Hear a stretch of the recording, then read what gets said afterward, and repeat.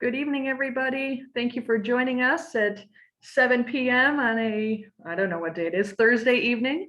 Welcome to our conference, our session right now. We're going to be kicking off here with Welcome to the Intersection of Prevention and Recovery and All of the Beautiful Roads in Between, Part 1.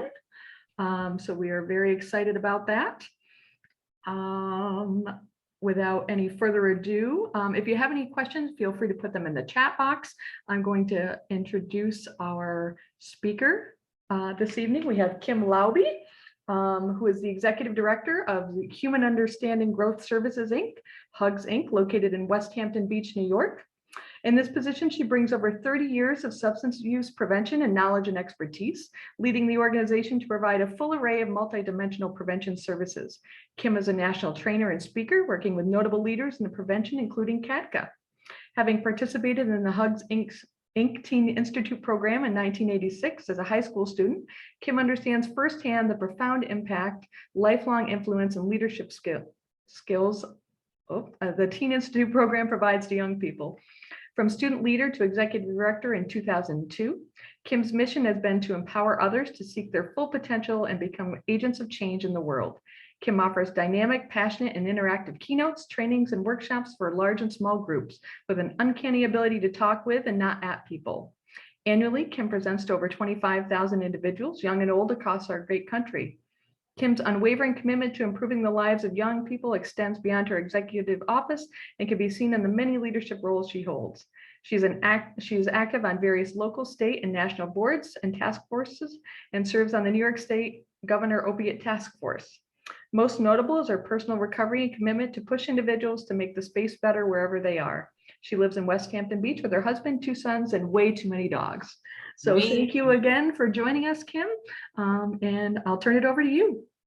Well, thank you so much, Brandy. I am just super impressed. I cannot believe at 7 o'clock on a Thursday night, after we just came through this huge nor'easter, especially if you were downstate, you are all on your computers wanting more. That is just brilliant. That is awesome. I honor you and I love you. And I hope I will be able to keep my energy up and keep us super excited about this work. I love what I do. And it does show when I get to share and I get to talk and I get to train. And this week I've been in multiple different states. Some actually I got on an airplane for, and some I just sat in wherever I was on my airplane and gave presentations all over the place. So this Zoom is giving us a great new tool and opportunity.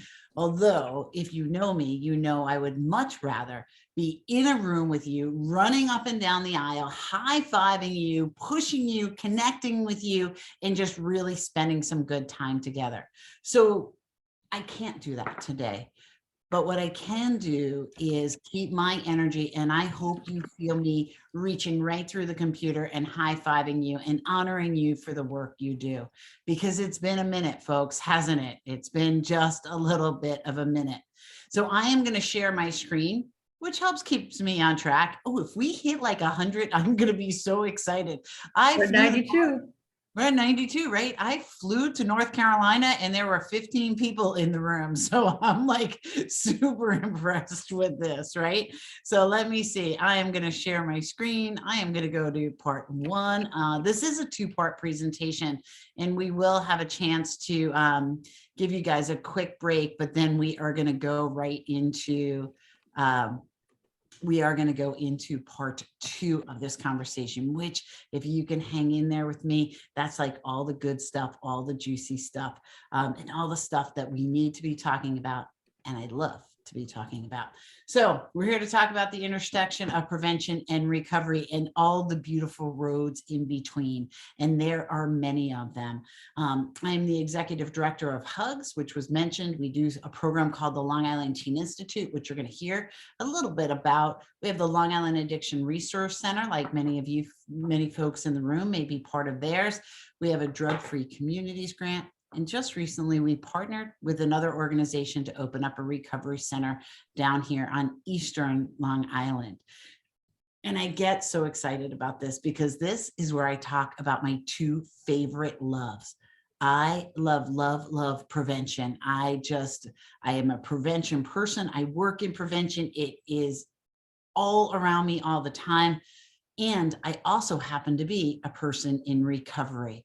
And I think that we need, or feel that we need, more opportunities for prevention and recovery to sit down over a cup of coffee and just talk about what our similarities are and how we are the most natural allies for one another. And so just because I don't want you to get too bored out there, we're going to play some bingo, right? That's all we're going to do. These are certain words that are going to come up in tonight's presentation. It makes no sense, right? Kid picture, grandma picture, funny dog story, journey. Kermit the Frog is going to show up. A judge, spirograph, West Side Story, Schitt's Creek, geese, Usain Bolt, apple we get to in the meaning of goats. Those are all things that probably make no sense, but somehow we are going to cover all of those things tonight. And so we're going to start with Journey, not Journey the band or my niece Journey. Believe it or not, I have a niece named Journey. She's from California. Are you surprised at that? But let's be super redundant. There's my niece Journey at a Journey concert. So somebody please explain to me. She just needed a t-shirt and that would have been the trifecta. So this is where I grew up. And this was my journey that I'm going to share with you. So I want you to real quick pop into the chat box what my life was like growing up in the Hamptons. Pam, that was a great comment. Tell me what my life looked like. Go ahead, have at it, by the way. Fun, privileged, party, isolated, no idea, a townie. Oh, Joanne, you must know a little bit about this area down here. Sunny. How about de-escalative? What was that? De-escalative. I just made up that word. Like you were able to de-escalate. Oh, okay. So I call. Right. Unwind, glamorous, silver spoon. Thanks, Val, for throwing that out there. Luxurious. Right. Whenever I travel and I tell people I'm from the Hamptons, they immediately start talking like this.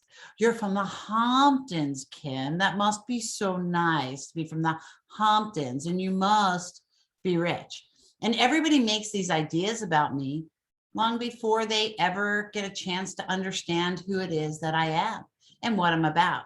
See, my experience of growing up in the Hamptons was not the idea that many people have, which is that this is the kind of house I live in. Maybe I had some help around the house. Maybe I had a yacht. That was actually Tiger Woods' yacht that he took in for the US Open. And I always laugh because I tell people, yeah, I'm so rolling in money that I decided to be the executive director of a not-for-profit agency.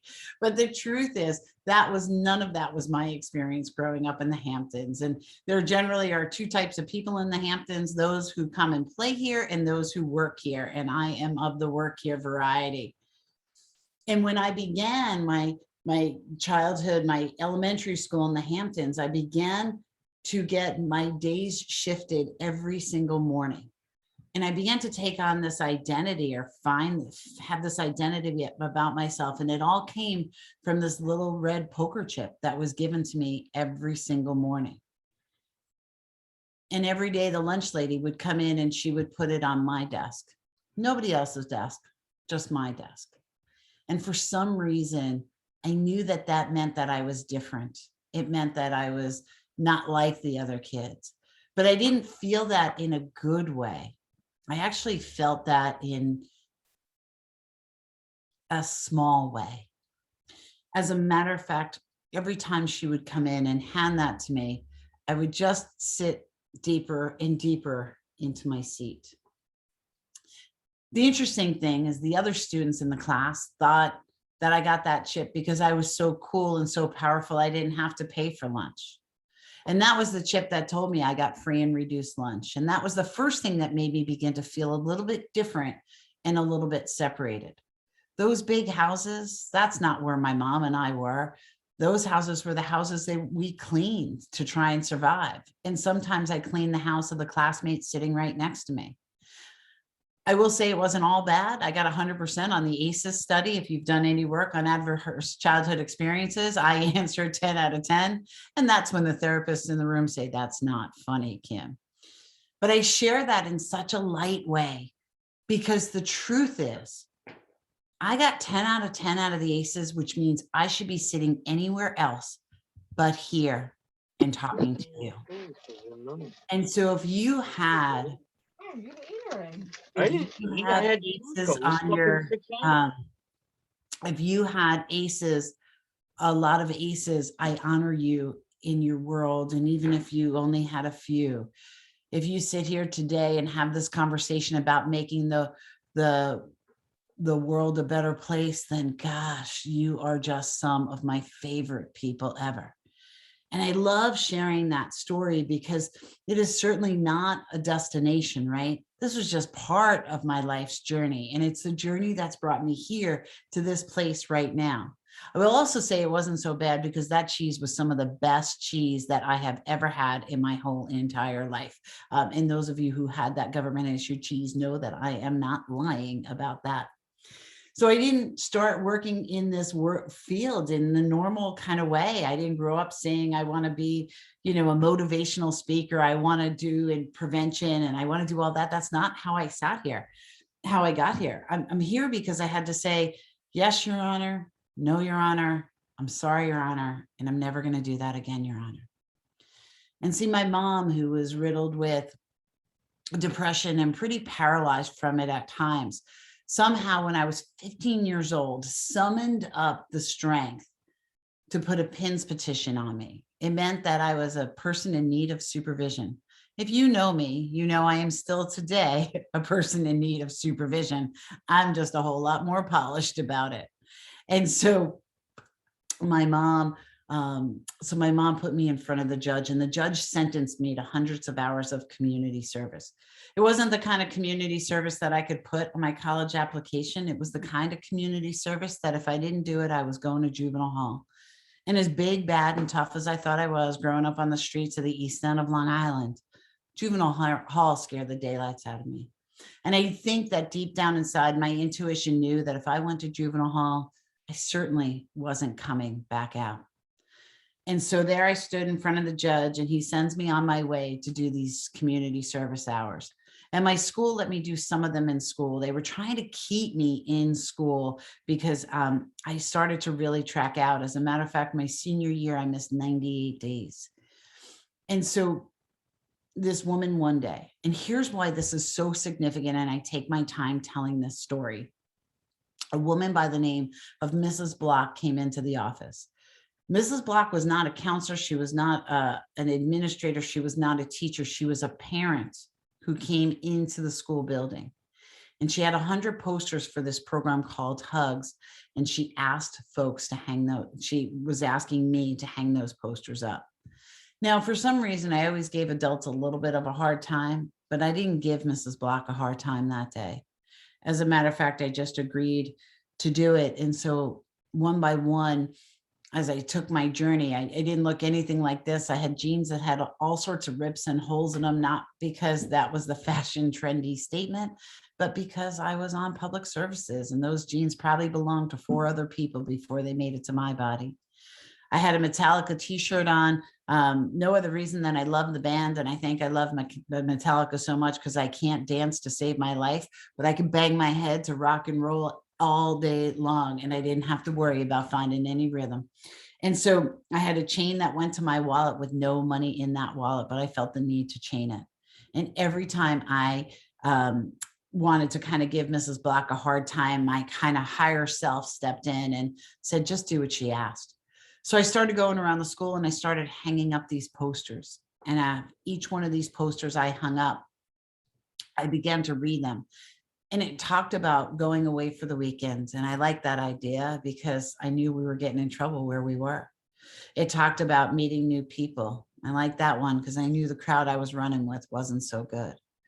It talked about leadership. And that's where I kind of got stumped because leadership was for the good kids. It was for the shiny kids. It's for the kids that the teachers always picked. It certainly wasn't for somebody like me. As a matter of fact, I was the one your parents told you not to hang out with. And so one by one, I hung up each of these posters. And with each poster, this voice got louder and louder inside of me that said, you know what, Kim, you should go on that weekend. And then I got in front of Mrs. Block, and Mrs. Block did that thing teachers do, or adults do. She said, you know, Kim, dear, I hated when they called me dear. She said, you know, Kim, dear, you should go on this weekend. And once Mrs. Block thought it was a good weekend and a good thing for me to do, I thought it had to be the worst thing ever. I was like, Mrs. Block, I can't go. She said, why not? I said, I can't afford it. She said, I'll pay. I said, I have no way to get to Shelter Island. Shelter Island is an island off of Long Island. I said, I have no way to get to Shelter Island. She goes, I'll drive you. I said, my mom is never going to let me go. She said, I'll call your mom. And every time I said no, Mrs. Block said yes. She looked me dead in the eye and she said, Kim, you're going to make a difference. I had to look over my shoulder to see who she was talking about because nobody had ever told me I was going to make a difference. They told me I wasn't going to make it to my 18th birthday. I wasn't ever going to amount to anything. I would drop out of high school. I'd be pregnant before that happened, and that I just wasn't going to ever turn out to be anything good. But she saw me bigger than I saw myself that day.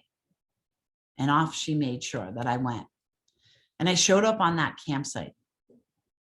And it was one of the most profound experiences I ever had, because the minute I stepped foot on that campsite, the minute I had the same polar opposite reaction. And I've only had this one other time in my life. I got onto that campsite. The kids were happy. They were leaders. They were connecting. They were all full of good energy. And I was like, oh my gosh, get me out of here. I don't belong. My skin was crawling. And at the same time, I knew I was home. I had the same exact experience when I walked into my program of recovery over 32 years ago. Get me out of here. I can't do this. And oh, I'm home. And so I take my time sharing that story. And especially now, the community youth need you. They need you now in a way that they haven't ever needed you before, because we stopped looking after the community kid. We stopped trying to make a difference in their lives for 10,000 reasons, but we stopped. And they need us now more than ever. And Mrs. Block saw something in me I couldn't see in myself. And on that weekend, I found community. I found home. And I found hope. And because I have no idea how to leave a party, I'm now the executive director of that organization that runs that program today. And so the real reason I stay and do this work is because I have the crazy idea that if I make the world a better place, my two dudes are going to have a better experience. And those are my two guys right there. They're 24 and 27. And the fact that I have a 24 and 27-year-old, well, that's a minute that's taken me to accept. And I love them both tremendously. But right now we're going to talk about Jordan, who rocks the number 37 shirt. So Jordan came into this world, right? Can we just look at this little chubby ubby butterball kind of cuteness ball that he was? And he smiled and he smiled and he smiled up until he hit elementary school. And by the time he was in middle school, there was no smiling anymore. As a matter of fact, he'd come off the bus every day crying. He'd come off the bus every day because he was bullied and picked on. And every day we would talk about what happened. But darn it, I was in prevention. I was the person who taught about inclusion. How is my own kid being excluded? And I thought, where were the leaders? Where were the kids who would help Jordan? Where were the kids who would let him sit by him or say, don't worry about what they're saying? And so every day, Jordan and I would role play, because I'm a good prevention person. And we would try and figure out how he could have a better day the next day. But nothing was working. And one day he looked at me and he said, no more role playing, Mom. I know what I got to do. As an Italian from Brooklyn, that made me a little concerned. I didn't know what my kid was going to do in school the next day. But off he went. And he came off the bus and he wasn't crying. He wasn't smiling, but he wasn't crying. The next day and the next day and the next day, things started to get better. As a matter of fact, things got really so well for him that time he was a senior in high school, he was chosen to be captain of his football team. That same year, he signed to play Division I football. That's us when we beat Brown. We love beating Brown. No offense, Brown folks. Just recently, he got engaged and he had his NFL pro day. Now, I share all that with you, not because I'm proud that my kid played Division I and he got a chance to try out for the NFL. I share that with you because this kid did it against so many odds. It's not about those moments that he hit. It was about all the good stuff that he had to do. Because when I asked him, Jordan, what changed? He said, Mom, I just became the friend I wanted to be. He's like, so I started packing extra pencils. And when other kids needed pencils, I just shared them with them. I started paying attention to what their favorite team was and found out what the score was the night before. I looked to see if they got their hair done or if they were wearing a new shirt, and I gave them a compliment. See, Mom, I just became the friend I wanted to be. I always wanted to have. And why was that so significant? Because he did this all while he had autism. And when Jordan was diagnosed, he never felt bad. And I know for so many of us, our diagnosis hits and we feel shame. We feel bad about what we did. Jordan never felt bad. He actually just wanted it renamed because all he heard was Asperger's, and he had a really bad image in his head of what that meant. So we said, Jordan, what do you want to call it? And he said, asparagus. And so we call it asparagus. We still call it asparagus to this day. And even his fiance will say it, oh, it's the asparagus. And we learn that a sense of humor goes a long way in a recovery process. And we learn that a sense of humor is important and you need to still take on the serious stuff. And oftentimes when we talk about addiction, we look at these conversations as good or bad. And the truth is it's not about good or bad. It's about wellness. And it's about finding where it is on that continuum. It's about having a disease. And a disease that we take on and we begin to talk about in a way that people understand that people can and do recover. And as we do this work, we work in silos. You've got the prevention silo, the treatment silo, the recovery silo, on the addictions, on the substance use side, you have the harm reduction silo. And we just work in these silos. And the truth is we have to stop and break down those silos and start working together and understanding each other's area of expertise. It's this beautiful highway. And sometimes we have to weave in and out of each other's lanes and share so that we can make the whole healthier. Because this is about how that individual is going to reintegrate back into the community and into a healthy community. And that work gets done on the prevention side. And so it's essential that we begin to break down silos. Now, the hard part about breaking down silos is we're always in a fight for money. And so prevention is like, wait a second, if harm reduction starts taking our money, we're not cool with that. And suddenly we don't necessarily want to be partners, right? And I know I've spoken to my problem gambling friends that sometimes you kind of feel like you're separated from the whole system and not even represented.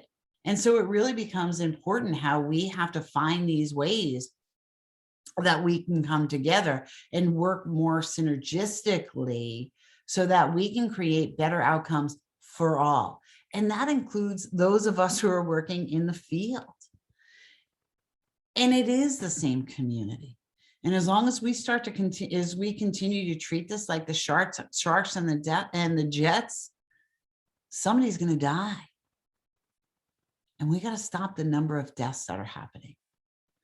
The number of hurt, the measure of hurt that's out there, the amount of pain that's out there. We've got to begin to start to change this. And so it's really important that we get together and we talk about this and we learn and understand the science of prevention, because that's the one we can use in every single area. And prevention is not just a program in schools. And I know oftentimes we think that's what it is. Oh, that's what they do in elementary. Prevention needs to happen K through 12. Yes, prevention needs to happen K through 12. And prevention needs to happen at home. And prevention needs to happen in the workplace. And prevention needs to happen in the community. And it has to happen everywhere because we all benefit from it. So that's a public health model.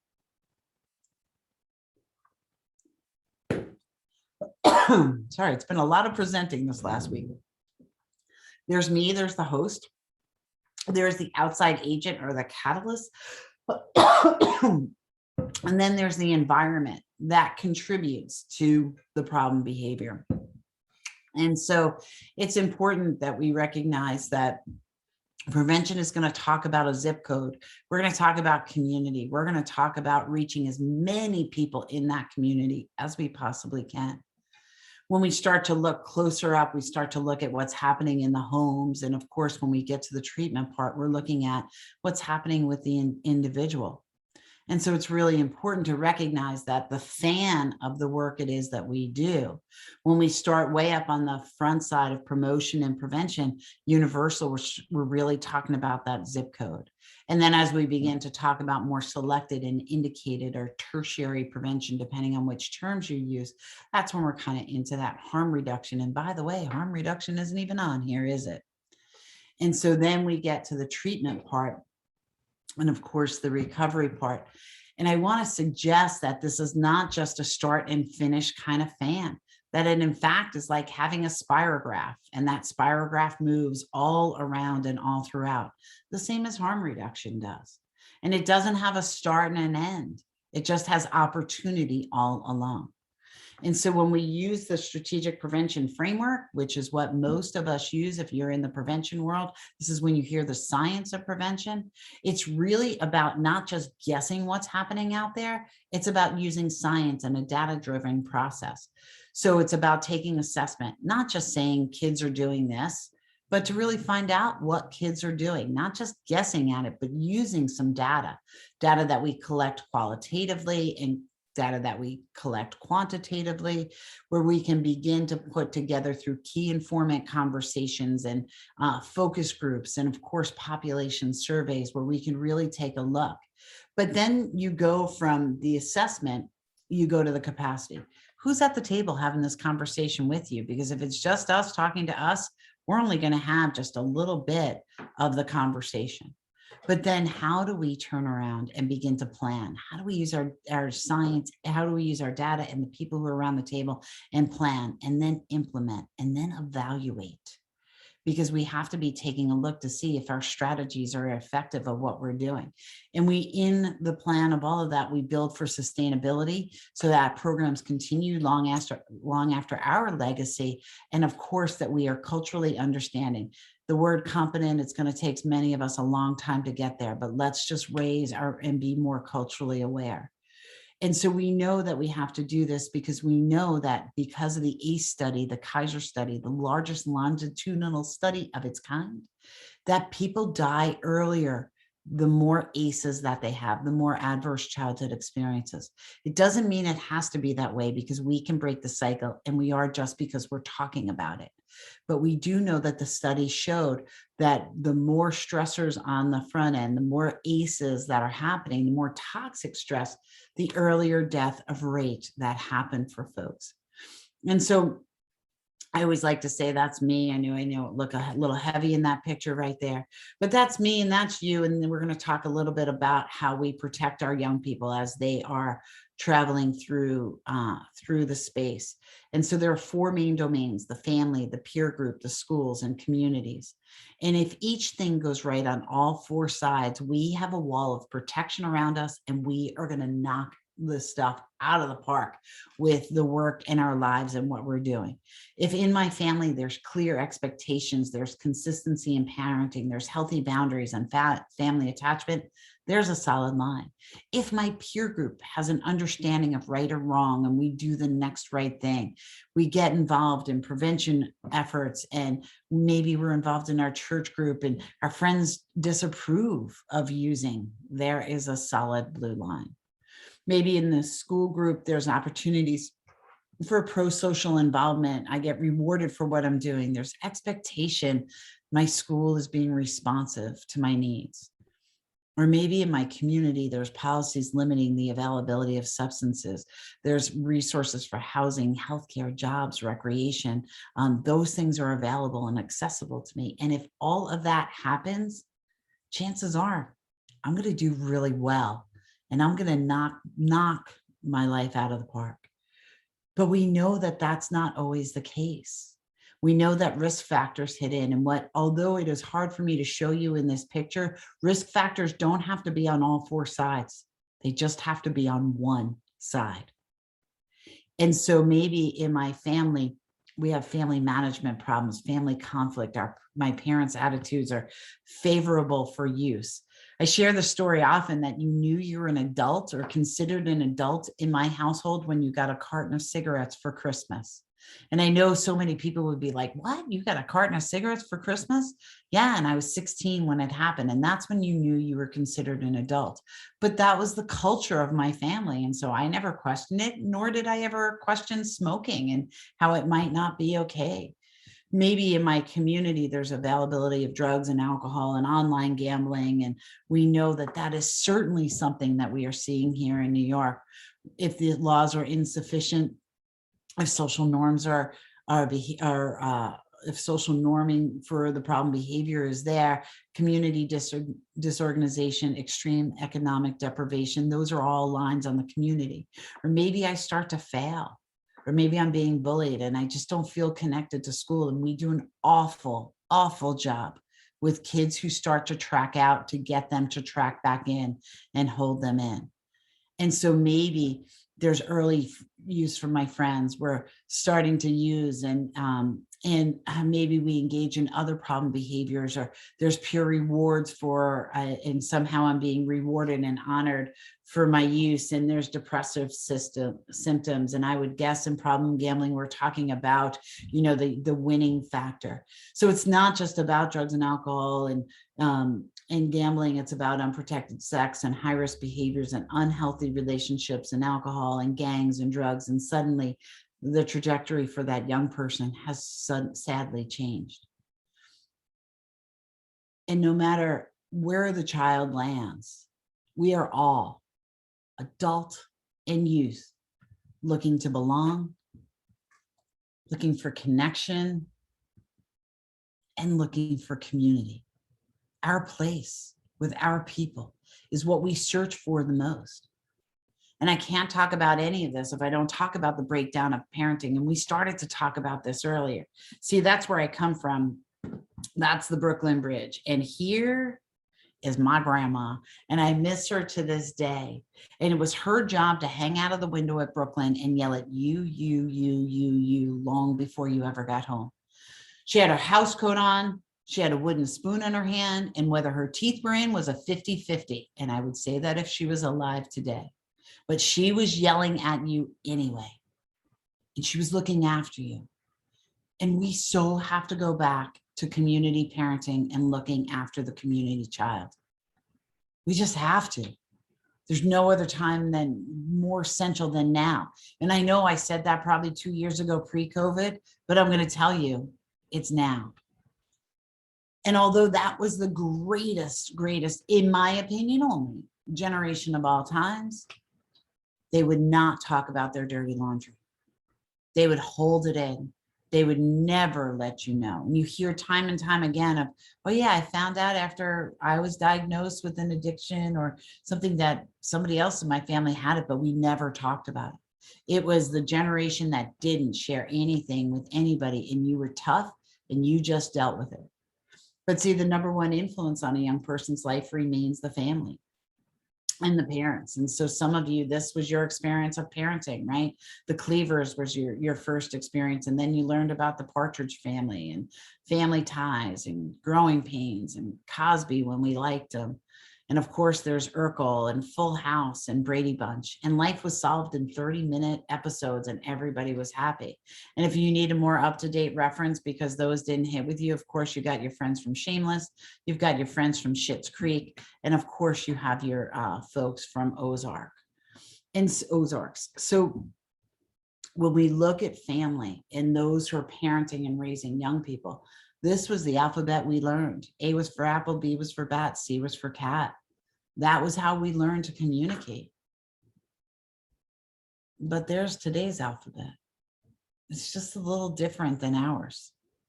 It's why young people could be on their phone and have something in their ear and work on their computer and still answer you, because their brains are just wired differently. They absorb information at a faster rate than we ever could imagine. And they can use social media in a very positive way. See, this generation, we're not hiding our stuff. We're actually beginning to try and normalize it by talking about it more, by getting environmental about our approach to claiming and breaking stigmas that are around about so many of us. And so we need to maximize that and use that as much as we possibly can. And we've done a great job with COVID to a point of letting us know it's okay to not be okay. Now we need to start talking a little bit more, not just on the mental health side, but of course on the addiction side. But see, 1 in 10 has addiction. 90% began their addiction in their teen years. That's what's so important to be talking about, right? When we talk about substances, is that young developing brain, that time when that brain is growing from the back to the front, shrink, grow, shrink, grow, shrink, grow, shrink, grow, until it hardwires and fully attaches here. That brain is so vulnerable. If we said 90% of anybody who has diabetes ate sugar in their teen years, we would make sure all Twinkies were off the shelf. We would make sure that there would be no access. But we know with this that it is about the earlier in that young developing, the way we're firing the brain really plays a major part. But 90% don't get help. And that's the stuff that's just not okay in any language, in any country, in any shape, in any form. And we got to do better with that. 1 in 4 families becomes addicted. We know that 8th to the 10th grade jump is tremendous. 8th grade rates of use tripled by the time we hit 10th grade. And so it's so important that we recognize what the heck's going on in 9th grade. We know that this is public health and a public safety. We know that we can prevent and we can treat, and working together is the only solution, but it is not an easy thing to do.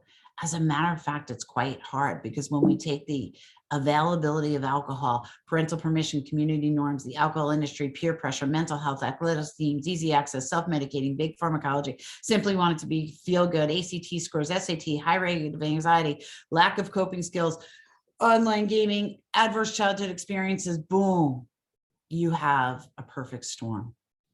And that storm can hit anybody and anytime. And so COVID-19 hits, and we have Zoom happy hours, and folks are working from home. And Nielsen reported a 54% increase in national sales the week ending March 21st. Online sales of alcohol increased 262%, which is just crazy, right? Use was up 14%, 41% increase for women. And we know that the alarming numbers of women who left their jobs and left their homes at work so that they could be there. Jack, I got yelled at by many women hanging out of their windows. Well, Jack, why did you put yourself in that situation? Thanks for throwing that in there. I love it. Thanks so much. And our policy and our practice began to change. And so that was just some of what happened. But I want to go back to the why 90% don't get help. Right. And of course, I'm talking with alcohol and drugs, and I'm not certain, and I would leave it up to you experts to know what that number looks like for gambling. But we know some of the why. We don't have all of the why, but we know it's a disease of denial. We know it's a disease that tells us we don't have a disease. It's a disease of despair. It's a disease of isolation. It's riddled with loneliness and suicide, the community norms, the environment. And it's not just stigma alone. We know stigma plays a major part, but it's not the only thing. It's access to affordable health care on demand when you want it and when you need it.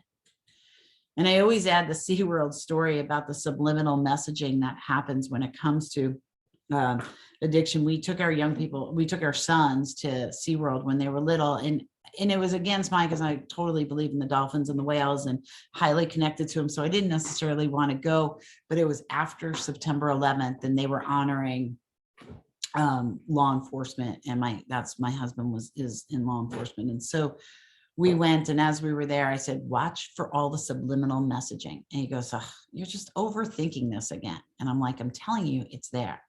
So we pull into SeaWorld, and of course it's the Anheuser-Busch symbol all done in flowers because they owned SeaWorld at the time. He goes, so there's a flower logo of Anheuser-Busch. The boys don't realize what that is. And then as the flags were going through one by one, the flags where he saw, and he's like, still, the boys are too young. They don't see that. They don't realize it. Then we walk in and they were giving the dads free beer. Now that he didn't argue with as much as I would have hoped he might have, but he didn't. So then we go along throughout the day and he's like looking at all the different Anheuser-Busch logos and the free beer that's happening. And he goes, and then he took the boys into the bathroom. And he goes, and as I'm standing there at the urinal, it's all this trivia. And he's like, but every answer was like all about how awesome Budweiser was and how it's the US brand. And my kids are reading this. He's like, they're reading it and they're reading the answers, and everything is beer related. He says, then we went over to wash our hands, which I'm happy they washed their hands, right? So they go over to wash their hands. And he goes, and as we look down, the etching on the spigot of the water that came out was all the Anheuser-Busch logo. And he goes, I got it. See, we don't even realize how much all of this is being infiltrated into us. The way gambling machines work or advertising works, or the fact that we can just place bets from our phone.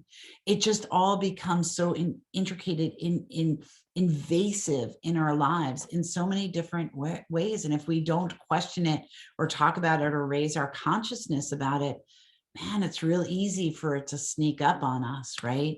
And it doesn't mean that everybody who drinks is going to have alcoholism. It doesn't mean that everybody who smokes a joint is going to have a problem with marijuana. But for 1 in 10 of us, we do. And the problem is when we're talking about young developing brains, we don't know why. We have some reasons, but we don't have all of it. But sometimes we get so focused and drilled down in our work that we miss sometimes the human toll that this takes. Sometimes we do get a little desensitized. So that same son I told you about gathers a football team. He's now in college, and he gathers the football team around because he knows his mom's going to be on Anderson Cooper. And myself and a whole bunch of other folks in this field, some of you actually might have been part of the Anderson Cooper special with me that night. And so we all went around and we all had a chance to ask questions. And of course, I had my moment on camera. And my son's like, the boys are like, this is cool. Like, of course they know me because I'm the one who coordinates all the tailgates. I know, shocker. I'm the one who coordinates all the tailgates after the games, and I have brownies for them. So they all know who Kim is, right? They're like, Jordan, this is cool, man. Your mom's on Anderson Cooper. And so it was a town hall on the opiates. That's why we were there. And all of a sudden, Jordan said, one of the guys went, yo, Jordan, your mom's an addict? And if you look really closely, how they defined me, it didn't say Kim Laube, the executive director of Hugs. It didn't say Kim Laube, who speaks to 35,000 people a year trying to make the world better. It didn't say Kim Laube, who loves to be motivational, inspirational. It didn't say any of that. The only definition it had for me was that I was an addict. And Jordan, for the first time, realized that not everybody was okay with that. He said, Mom, because when he said it to me, I felt bad for you because nobody had ever talked about you in a bad light. He's like, I went to meetings with you. I met your friends. I was at your anniversaries. Nobody ever thought bad of you because you were in recovery. He goes, but when my friend said it, he goes, I didn't know. I froze. I didn't know what to do. And so he had to walk his own journey of realizing not everybody saw recovery as a good thing. Yo, man, your mom was an addict. And it took him a minute to process some of that information. And so the road to recovery is not always necessarily this beautiful path. It has some twists and turns and some ugly things that happen all along the way. George, thank you for that. Estimated only 8% receive treatment. I'm so sorry. Thank you for adding that in, and I will now incorporate that into my language. So SAMHSA came along and said recovery is a process of which individuals begin to improve on their lives, and they lead a self-directed life and strive to reach their full potential. It's based on 4 main principles. I just want to make sure one of your boxes is like right in the middle. I can't see my own slides and I want to move them. I think if I close that, there we go. Hope I didn't just close anything out. So 4 main dimensions that support recovery: health, home, purpose, and once again, community. So when I begin to get my disease in check and figure out how to live my life in a more stable way than what I was, and begin to find purpose, then of course I get to connect into my community. And so there are many pathways to recovery. It's not just one way. Sometimes we think it's only about doing 12-step, but I know many of people who have been in 12-step all their life and are still struggling. It can look like spirituality. It can look very different. It could be getting active in your church, or finding natural recovery, or smart recovery, or faith-based recovery, or maybe you find it through the criminal justice system, or outpatient or inpatient. And the thing is, recovery starts the minute a person says they are in recovery. That's when it starts. Like my recovery started long before I put down alcohol, right? It started many, many, many times before. And so it's based on these guiding principles. It emerges from hope. It's person-driven. It has many pathways. It's holistic. It's supported by peers and allies. It's culturally based and influenced. It's supported through social relationships and social networks. It's supported by addressing your trauma. I love that that is there. Not everybody has addressed their childhood traumas, and bravo to those of you who take that stuff on. I love when people are like, kids are resilient. Kids are resilient. That may be true, but how many of us are still trying to deal and cope with the stuff that happened in our childhood, right? We were resilient in that we were able to keep going the next day. Didn't mean that we were not without pain. It involves individual, family, community, and it's based on respect. And so smart recovery is just one way. It's based on a 4-point program.